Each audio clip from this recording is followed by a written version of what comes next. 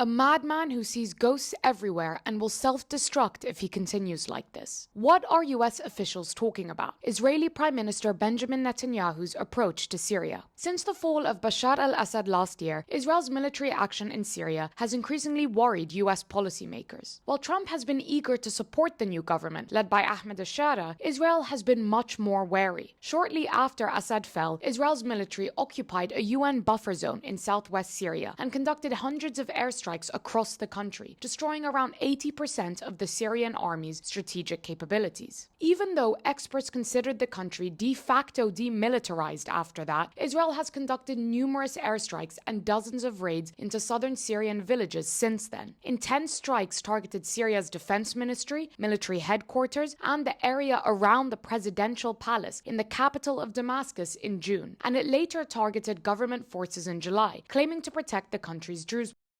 This is in stark contrast to Trump's approach, who has spent months brokering talks for a security agreement as a pathway to future normalization between the two countries. Shara has repeatedly said he's committed to dialogue with Israel and intends to uphold the 1974 disengagement agreement between the two countries. But those talks have stalled because Israel refuses to withdraw from the territory it's occupied in southern Syria since Assad's fall. Officials seem to believe that they can gain more from ongoing military pressure than from negotiations. Now, US officials worry that this is ruining chances of an agreement and destabilizing Syria's delicate political transition. Those fears grew after a recent Israeli raid on the village of Beit Jin in southwestern Syria, where Israeli troops opened fire after residents refused to let them enter their homes. When locals fired back and injured 6 Israeli soldiers, Israel's military then sent warplanes, helicopters, and drones to shell the village. The bombing killed 13 Syrians, including women and children, injured 25 others, and forced dozens more to flee. Israel's military claimed to be targeting the branch of a Lebanese militant group, but public anger and demands for retaliation among residents were so strong that Syria's government accused Israel's military of a full-fledged war crime. Even Trump got involved, writing on TruthSocial that it is very important Israel maintains a strong and true dialogue with Syria, and that nothing takes place that will interfere with Syria's evolution into a prosperous state, an apparent condemnation of the recent raid.